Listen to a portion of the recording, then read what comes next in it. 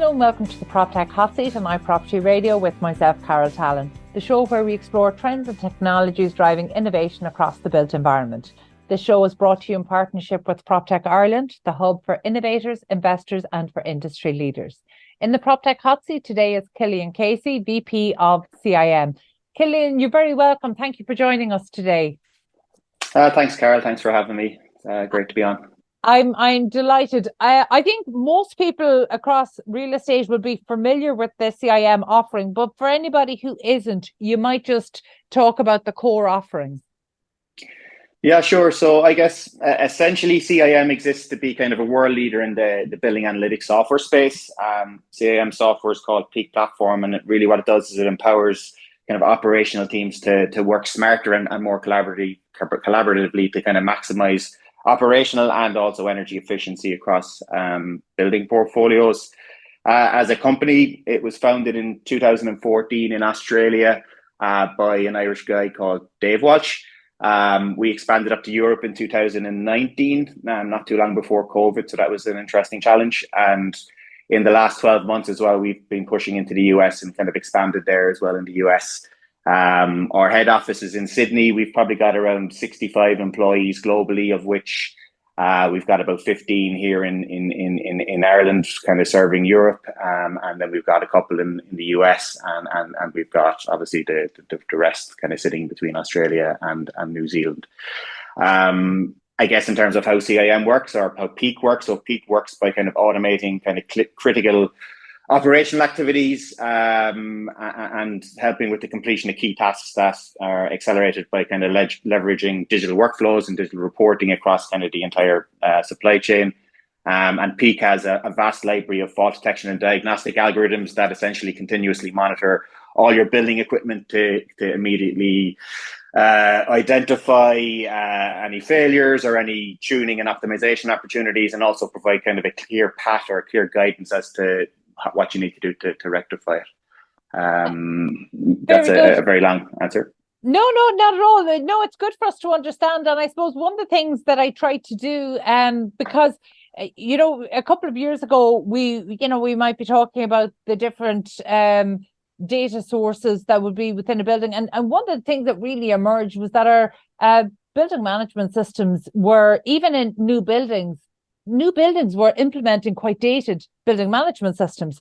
So how does that work for you, say, in a building where you're coming in, you know, because there's such a different level of technology employed, the age of the technology, you know, trying to integrate your system there. And obviously most places would have a number of different types of technology. So maybe, first of all, are you operating for new buildings, retrofits, or just going into existing buildings? Is there any limitations? No, there's no real limitations from our end. We work across all, from brand new buildings that have maybe just got to project completion, and you might be in there for the I suppose the defects period, where you're trying to ensure that any issues with the operations of the plant and equipment is picked up during that time, so that when it does get to final completion, the operations team are taking ownership of a fully functional operational building without all those headaches and teething issues that you may typically get from a new project that has maybe been rushed to get that PC date. And then we're also then in the buildings that are, 10 to 15 years old, that have kind of relatively modern BMS systems, where you touched on a moment ago, oftentimes there are, I suppose, the BMS system, it's been well documented, and I'm sure many people on your podcast have spoke about it, where it hasn't really evolved in quite a long time from pneumatics to DDC, and then it pretty much stopped. But the buildings still are generating a lot of data all the time, but people just didn't know how to use it. It was kind of locked away in the black boxes, right? The more modern buildings, say 10, 15 years, it's quite easy to get in or to integrate with those once you've got the right tools to pull that data out. And where we play there is obviously extracting that data, normalizing that data, and then overlaying kind of the smart algorithms to pinpoint where the efficiencies can be derived from the existing data that's within those buildings. And that's really kind of changing how people operate buildings at that level, where you're kind of moving more from trying to manage what's in a BMS alarm console, which is never configured correctly, to more giving you insights in terms of this is where these opportunities are in your facility from a comfort perspective, where you may have potential temperature issues with your tenants that you want to stay ahead of, or a maintenance issue where you're talking about pieces of equipment that is, for example, chillers might be short cycling, coming on and off quite a bit. You wouldn't necessarily notice that looking at a BMS or looking at the zone conditions, but you'll notice it when your chiller stops working after 7-8 years and your maintenance bills go through the roof. So getting ahead of those and triggering alerts or workflows to ensure that people have that data at their fingertips. And then obviously the energy side of things, where you're talking about, okay, even LEED platinum buildings or whatever it may be that people have, they assume that they've got a well-run building just because they might have the best of equipment in there. But 9 times out of 10 or 95 times out of 100, they're not operating optimally. And people just assume because the kilowatt hour per square meter is lower than another building, that it's running well. But obviously there's a lot more you can do if you get those facilities running correctly and efficiently. And then I suppose the third point is the older buildings. There's still a lot to be done from buildings that have BMSs that are 15 to 20 to 25 years old. The biggest challenge there would be maybe the integration side of things, where you've got even more proprietary pieces of equipment. But there's various ways of getting data from those facilities, from installing devices that can speak different proprietary protocols, or even like plugging and pulling directly from the database and the likes, and getting that data up and pushing it into the cloud and normalizing it and kind of giving that value from there as well. It's interesting to get the perspectives. I suppose maybe the different approaches needed given the age of the building. But I'm particularly interested when you talk about new builds and maybe coming in at defect stage. And tell me, how early into a project for a new build would you be consulted? Because I suppose I'm always curious about the digital infrastructure, and I would hold the belief that should be part of the planning process, that actually the digital infrastructure is not something that gets layered on top, which we know has happened in the past, but it's a much more expensive way to do it, and it's the least effective way, not to even look at cost efficiencies, but even in terms of delivering a good outcome. It's much better if this can be done at planning stage and project planning stage, but it still so rarely is. So when are you typically brought into projects for new builds? From the new build perspective, we would be kind of brought in depending on if we've got existing customers, for example, that we've got a good relationship and we're on their portfolios. They would come to us and say, okay, this is the design that we're looking with our particular facility. Does this make sense from your end based on what you need to do with the data and how you add value to the data after that? And we would then do a review of the design and just say, look, this looks like it's maybe the vendor or the solution that's been proposed is not the most open from a data perspective. They may not be using industry standard protocols, which is becoming less typical, but still you'd be surprised some of the bigger vendors still try to put their own proprietary protocols with a backnet stamp or a LAN stamp on it, but kind of still proprietary in reality. So we would make recommendations and make comments on what's been proposed from an installation perspective. And then really we would then only get involved at the project completion stage, where we would then bring our software in, because obviously our software is there to help find where the opportunities are, but you can't bring that in before people have actually finished doing their install. So you need to give them time to come in, get all their data configured, get all the control algorithms set up, and then we'll come in afterwards and help them through that period to ensure that anything that may be rushed or not finished adequately during that period is triggered from a software perspective after that. I think you've touched on a problem that is really only a known problem in the last number of years, and that is buildings are, even not very modern buildings, even those kind of 15, 20 years, they are generating data. So they are data rich, but maybe the portfolio managers are maybe insight poor, and that's a real problem. So how does the technology help to translate that and turn that around? Previously we would have had to make the business case for unlocking insights from this data, whereas now we can see, it's very much driven by regulation, by funding requirements, by new ESG reporting. So how does the technology help the portfolio owners here and managers? Yeah, I guess from our end, our technology, there's no kind of capital outlay required. So there's no upfront cost. We don't install any additional hardware. We don't install devices. I think historically and even now, there are companies that will come in and install loads of sub-metering and pull that data out, or install loads of additional sensors and do that. Where we focus on is using, as you touched on, what's existing in the facility, where there are typically, hundreds of thousands of data points every day kind of streaming around in the building, but no one is actually getting any value out of that. So how we firstly get that data is we've got a data acquisition device that can go in, sit on a building network, talk all those various protocols and languages, and pull them up and send it up into the cloud. And then from a use case, you're exactly right. You've got the typical stuff where you're looking at just reducing energy, which can go towards reporting and net zero targets, to the people and the comfort and the maintenance and all that. But more recently, we're having customers that are talking to us around green leasing or green financing and the likes as well, where they're signing into large financial loans from a green perspective, and they then need to commit to improving their sustainable performance of their facilities, and the interest rates then are kind of linked to that.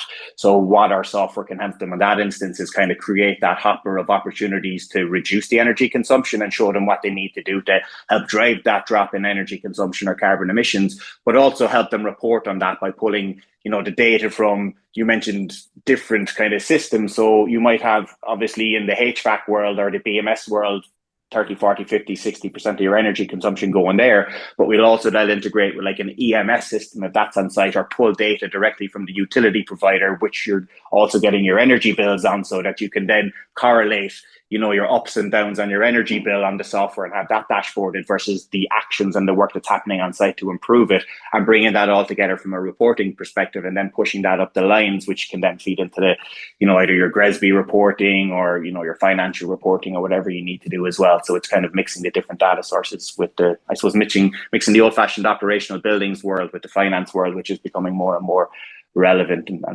prevalent, I guess. Is there a geographical difference there? Because what you're describing there are essentially all drivers, but maybe for slightly different reasons. And the fact that CIM had its origins, albeit from an Irish base, had its origins in Australia, then into Europe, and now into the US. Are the drivers different in those different regions? Yes, they are. I mean, you mentioned Australia. Now, I think Australia, it's well known is that Australia is a world leader in the building technology space, and many companies come out of Australia. There, it's also a world leader from a buildings perspective in the sustainability space, where Australian REITs are always kind of number one in the GRESB kind of ratings as well. And also in Australia as well, they've got neighbours, which I'm sure you're aware of as well, which essentially means that any commercial office in Australia needs to publish its operational energy consumption every year, and they need to get recertified every year. And if a commercial office is over 1,000 square meters, it needs to have that. And what that's done is it's then driven from an end user perspective, where initially government agencies were coming in saying, we can't lease a facility less than 4 stars neighbours or whatever it may be. Now it's up to 5.5, I think it is. But then obviously tenants are coming in, the larger companies, saying we want a high neighbours rating, or we want a minimum of X, Y, and Z. So my thumb went up. And now it's become, it's I think over Australia in 15 years, it went from say 2 stars up to an average of 5 stars across the board in different real estate investment trusts. And it's been driven, off the demand from the tenants, but then also there's kind of a valuation on the property, because if your neighbours ratings are low, you can't get the tenants in. Obviously, commercial office is driven on full buildings on long leases. The valuation so goes up that way. In the UK, when we moved up here, we found that there was no real driver like that. There was no in operation energy or operational or energy or kind of optimization targets put in place. So there was no real demand from the market to reduce energy, aside from the likes of your EPC ratings and your MEES, which aren't in operation. They're more based on the design. So then the use case there, is obviously slightly different. And the US was quite similar as well, up until recently now, where the likes of New York and some other states are putting in some pretty large carbon penalties. If you go above a certain level, then you get, pretty $250 per ton. I can't remember the exact numbers on it. I must look that up. I had it in my head recently.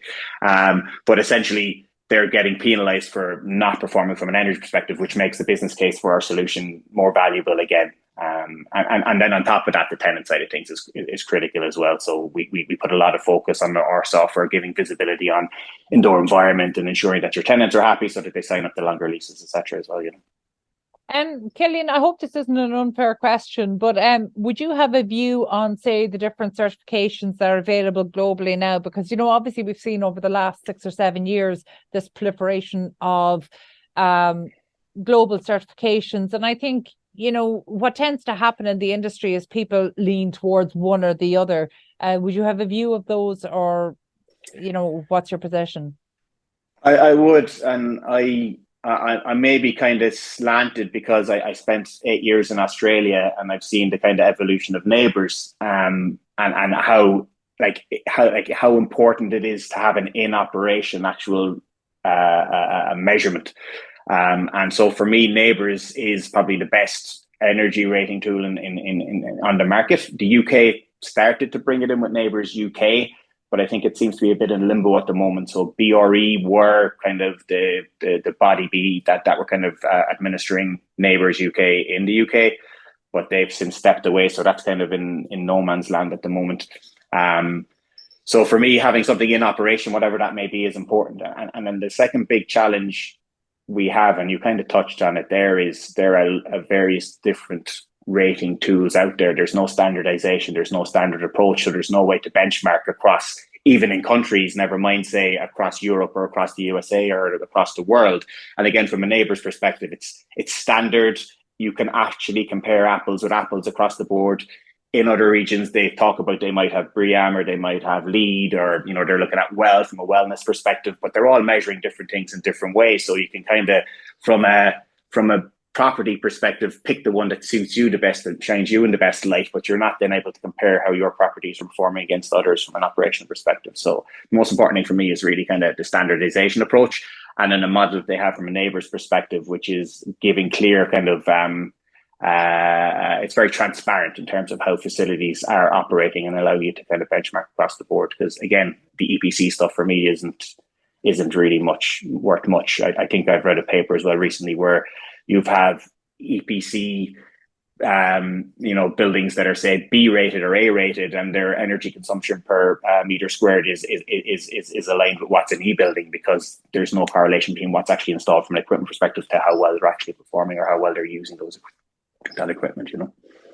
Do you think that's maybe feeding into some of the criticism that the real estate sector in particular has gotten in terms of greenwashing? And sometimes I think the criticism is a little bit unfair, because this is quite a new area, and I think people are genuinely trying to tackle it. But sometimes actually I can see where the criticism is coming from, but I think in the main, portfolio owners are absolutely trying to do the right thing. But you're right, this lack of standardization means that people are picking and choosing the credential they want to show, and that's not great, actually, not only from a reporting point of view, but actually for the end outcome, which is more efficiently operating building. Absolutely, and we've got even customers, and again, we have customers in Australia, for example, that may have then they have Neighbours Energy, which is the one that you need to publish, but there's different tools, rating tools, that maybe you don't need to publish, and they would have went and got their certification, not scored all that well in it, so then didn't publish and put it away, right? So you're only going to show what's good for you or what's going to benefit you. So from that end, the greenwashing side, that's not greenwashing, but that's an example of if you can just, you can kind of test the water first. If you're going to be shown in a good light, then I'll show it. If not, I won't, because I'm not been forced to kind of disclose it.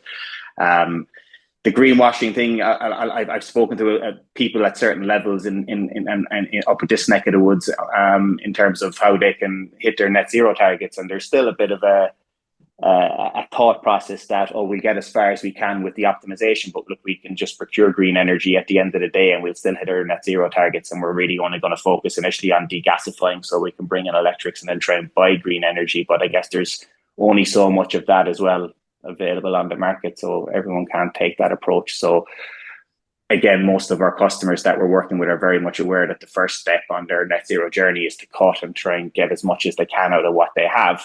And then maybe look at the next step of maybe on-site generation to see what they can do with solar and wind or whatever it may be. And then really the last step should be kind of under procuring green energy as opposed to the first step, which a lot of people are kind of jumping onto that bandwagon, I think. And again, there could be reasons why people do that. Sometimes organizations take a very aggressive target and a very short timeline, and the only answer to that would be maybe to procure green energy, which is good, but you're still wasting a lot of energy, even if it is from a green source. Yeah, it's interesting. Over the last decade, or particularly over the last maybe 6 or 7 years, charting a company's journey to net zero, it's amazing how things have changed, because 6-7 years ago it was absolutely acceptable to use carbon offsetting. In fact, that's how most people were setting out to achieve their targets. And recently I was doing an interview within the last year, and carbon offsetting was described to me like smoking in a doorway. It's antisocial, that basically, yes, you're complying, but only barely, and you're doing it in a way that is harmful to other people. And, while it seemed like a bold analogy, it did stick with me. And, you can see that as companies are making their journey to net zero, maybe what was acceptable 6 and 7 years ago isn't now, which makes me think what's acceptable today is maybe not what we want to be doing in 5, 6, 7 years time. So I suppose when you're sitting down to speak to portfolio owners and managers, particularly in Ireland, what's their driving ambition? Like, is it to reduce their energy bills? Like, are they looking to see what the business case is? What's the actual return on investment here? Or are they looking at this from reporting and compliance? Particularly in Ireland and the UK, where the buildings and the configuration of buildings is much different to Australia and even in the US. I think the biggest driver here would be the reporting and the compliance perspective, because oftentimes the owners are saying, well, our tenants kind of manage all their own equipment, they pay for all their own energy. So a lot of the initiatives you have, maybe we don't pay for that anyway, so it's not really hurting our bottom line. I think so. They were saying, but what we do have is we've got our own scope 1 and scope 2 targets, and then they may talk about their tenants being their scope 3 targets, but they're saying that they're focused on scope 1 and 2 initially. The other side of things, sorry, I lost my train of thought there on that. No, you're fine. But actually, well, I think even that's interesting in itself. So, and to be honest, I suspected as much, and that's why I wanted to know when you're sitting down with people, because in a way that's slightly tokenistic, but is it right to view that as tokenistic, or is that just a natural stage? Is that just a natural part of the journey? I think so. I think that's exactly what it is. And like it's really just, there needs to be an overarching driver that gets people to act, and a lot of the time in our industry, rightly or wrongly, that needs to be kind of financially driven, right?